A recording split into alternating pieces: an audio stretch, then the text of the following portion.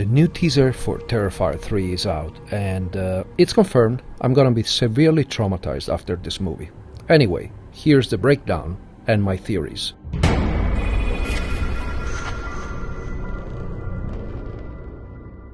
Before we begin, while the teaser footage rolls without sound, I'd like to point out that I'll be referring often to a previous video I made to illustrate my theories about the Terrifier franchise, its main characters, theme and where it's headed, so I'll leave a card here in case you want to check it out, since quite a few details in this new teaser corroborate said theories, and no one is in blatant contradiction. I'll use them as a speculative backdrop for the teaser breakdown, plus a few new ones I had come up with while studying the teaser. Alright, at the beginning, right after the visual references to the companies producing, distributing and streaming the film, namely Bloody Disgusting, Cineverse and Screambox, we see our favorite final girl, Sienna, slowly approaching something or someone. This is the first and perhaps most important sequence in the new teaser. Even though it seems pretty tame, these fires are meant to look somewhat festive, like a beautiful fireplace adorned with Christmas decorations, but they also make me think of something funerary. I must say this feels a lot like a dream sequence, which is expected to be in this film, perhaps even more than one. I have no solid facts to rely on, so take this as mere speculation, but I have a strong feeling that Sienna will see her mom and best friends Allie and Brooke, all of whom were brutally murdered by the sadistic clown in Terrifier 2, and perhaps even her father, portrayed by actor Jason Patric. Damien Leone has confirmed that this new installment is set 5 years after the previous, and that both Sienna and Jonathan have undergone major psychological therapy to deal with the monstrous trauma inflicted upon them, but apparently only Sienna was admitted to a psychiatric hospital for treatment. We know that both siblings have been living with their closest relatives, and Jess, Uncle Greg and cousin Gabby, who according to IMDb character descriptions idolizes Sienna like the big sister she never had. But Jonathan is currently in college. I believe Art the Clown's goal in this film is no different than the previous. As per the demon's instructions, he wants to destroy everything Sienna holds dear to weaken her and later eliminate her. The same divine entities that tested her in the Clown Cafe sequence, knighted her with fire and gave her a magical sword, later revived her inside the Terrifier haunted attraction.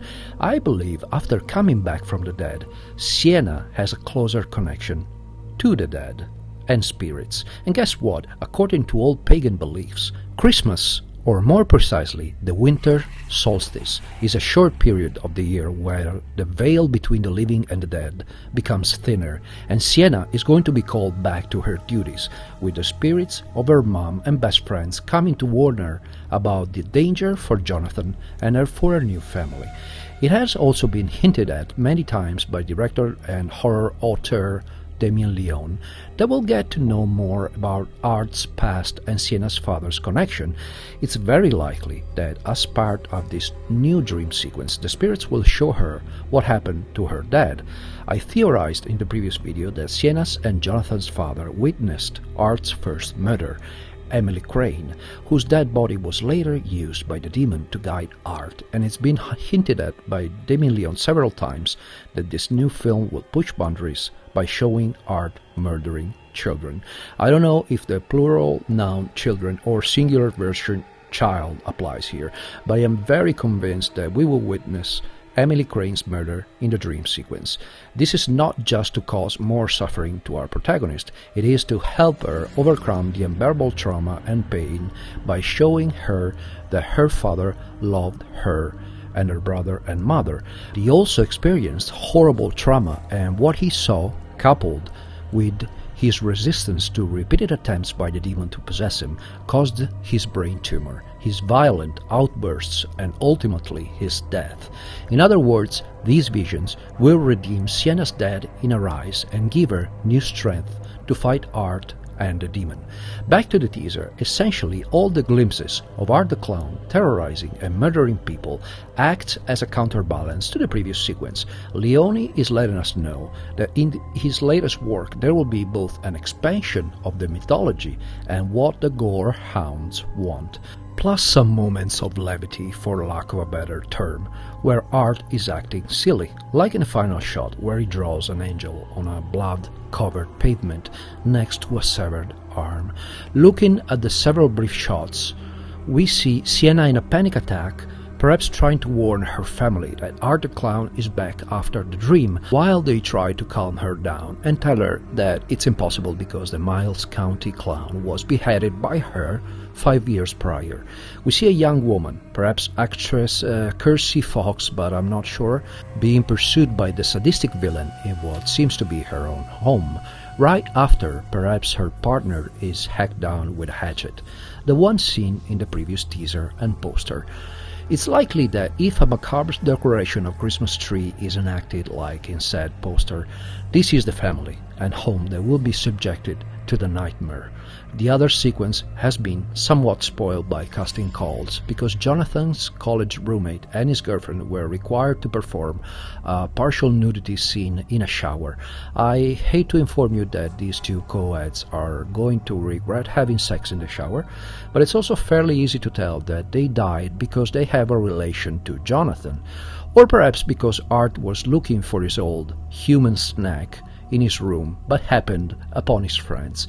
On a side note, kudos to Jake from YouTube horror channel Killjoy Jake, one of my favorite channels that I recommend you all to check out, for figuring out that the scene from a known horror movie that Leone said inspired him is none other than the chainsaw shower scene from Scarface. I don't know if the family killed and used as tree decoration or this shower scene will be the big kill Leone has treated us with, or scarred for life depending on your threshold for graphic violence in each previous installment, but I lean more towards the shower scene because the floor he rests and plays on looks like a bathroom, perhaps a dormitory shared one, and it feels a lot like what he did in Ali's bedroom before her mother came in. The last two elements I want to talk to you about are a brief glance at Jonathan trashing a desk. And maybe I'm reading too much into this, but it feels like he is enraged, and that would confirm my theory from the previous video that he will go down a different path than Sienna with his PTSD and eventually giving in to violence, which opens the door for him to be possessed by the demon if Victoria doesn't survive. As for Vicky, there are a few things I want to discuss. There is no little pale girl around, so it's essentially confirmed that Victoria is the new vessel for the demon, and the VFX department has managed to make her even more nightmarish than in T1 and T2. As for what role she is going to play under the demon's influence, how come I haven't seen anyone make the connection that in this movie Art is essentially the Krampus and Vicky his hellish minion or sidekick, as sort of spelled out in the new poster, one of those deformed goblins who help the Krampus punish the naughty. No wonder this movie is going to feature children becoming victims of Art. What I'd like to wrap up this video with is a small detail that I haven't seen dissected elsewhere, but that I believe is far more significant than many could believe. And that is the Christmas setting. It's been confirmed by the director that the initial scene is a direct continuation of the mid-credits scene where Victoria gives birth to Art's head. Ugh, I feel like washing my mouth after saying that. Anyway, he also said it will be very controversial. I don't think the controversy will stem from Art murdering the nurse and the janitor played by YouTuber Leah Voisey and professional wrestler Chris Jericho, but by how the demon will use its healing powers to mold the corpses into a new body for the silent clown. Mark my words, that sequence is going to be revolting.